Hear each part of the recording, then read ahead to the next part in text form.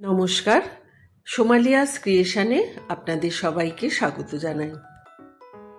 আজকে একটা নিরামিষ পনিরের রেসিপি আপনাদের সাথে শেয়ার করব।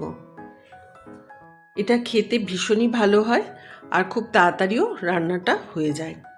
আসুন আমি কিভাবে করেছি আপনাদের সাথে শেয়ার করি। আমি 250 গ্রাম পনির নিয়েছি, সেটাকে আমি টুকরো করে কেটে নিয়েছি। পনিরগুলোকে এবার আমি ভেজে নিচ্ছি। ফ্রাইং প্যানে দিয়ে দিয়েছি সাদা তেল, তার মধ্যেই পনিরের টুকরোগুলো দিয়ে দিয়েছি।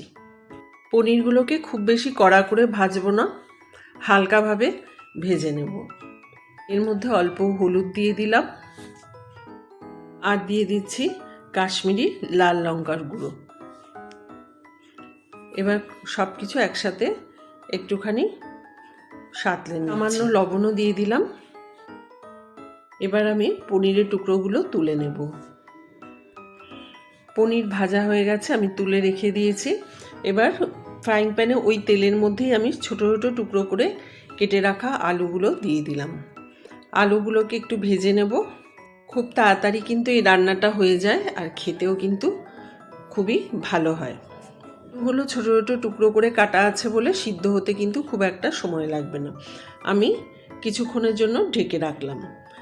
এবার একটা বাটিতে আমি নিয়ে নিয়েছি অর্ধেকটা টমেটো আর বেশ কিছুটা টক দই, আর তার সাথে কয়েকটা কাজু বাদাম দিয়ে দিলাম আর কয়েকটা কিশমিশ দিয়ে দিলাম, আর দিয়ে দিচ্ছি অল্প আদার টুকরো। এগুলোকে আমি মিক্সিতে পেস্ট করে নিয়েছি। দেখুন আলুও কিন্তু ভাজা হয়ে গেছে, আলুগুলো তুলে নিলাম। আমি তেল আর দেইনি, ওই যা আছে তার মধ্যেই কিন্তু আমি দিচ্ছি। এখানে দিয়ে দিলাম আমি আস্ত জিরে ফোড়নে, আর দিয়ে দিলাম আস্ত গরম মশলা। কয়েক সেকেন্ডের জন্য এটা আমি নাড়াচাড়া করে নিচ্ছি। এবার এর মধ্যে ওই যে পেস্টটা আমি করে রেখেছিলাম কাজু কিশমিশ দই দিয়ে, সেই পেস্টটা এর মধ্যে ঢেলে দিলাম। সমানে নাড়তে থাকবো, যেহেতু কাজু বাদাম দেওয়া আছে যাতে লেগে না যায় সেই জন্য সমানে কিন্তু নাড়তে হবে। দিয়ে দিচ্ছি হলুদ গুঁড়ো আর কাশ্মীরি লাল লঙ্কার গুঁড়ো দিলাম, এটা রঙের জন্য। খুব ভালো করে কষিয়ে নিচ্ছি।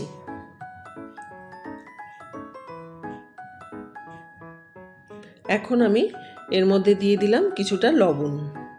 পরিমাণ মতো লবণ দিয়ে আবারও ভালো করে কষিয়ে নিচ্ছি।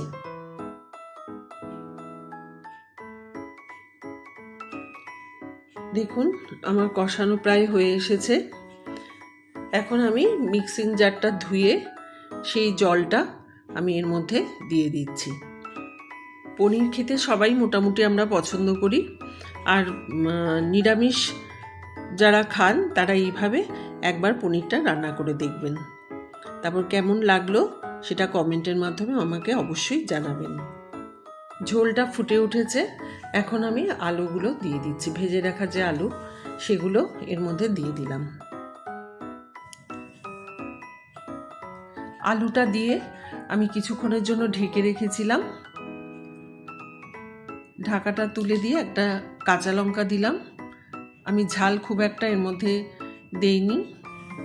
এখন এর মধ্যে ভেজে রাখা পনিরগুলো দিয়ে দেব। পনিরগুলো দিয়ে সমস্ত মশলার সাথে আবার মিশিয়ে নিচ্ছি।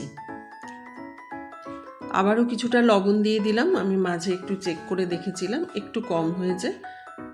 আর দিয়ে দিলাম অল্প চিনি। আপনারা যদি মিষ্টি না পছন্দ করেন তাহলে এটা স্কিপ করতে পারেন। আবারও আমি 2-3 মিনিটের জন্য ঢেকে রেখেছিলাম।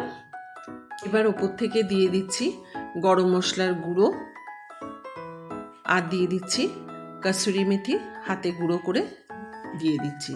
কসুরি মেথি যদি না থাকে এর বদলে আপনারা ধনেপাতাও দিতে পারেন। খুবই সুন্দর এবং টেস্টি পনিরের রেসিপি কিন্তু আমার তৈরি হয়ে গেছে। আপনারা একবার এইভাবে করে দেখবেন, আশা করি আপনাদেরও এই রেসিপিটি ভালো লাগবে। আর যদি ভালো লাগে তাহলে কমেন্ট করে আমাকে অবশ্যই জানাবেন। আর আমার চ্যানেল সোমালিয়াস ক্রিয়েশনকে একটা লাইক, শেয়ার ও সাবস্ক্রাইব করার জন্য অনুরোধ রইল। সবাই ভালো থাকবেন, সুস্থ থাকবেন। ধন্যবাদ।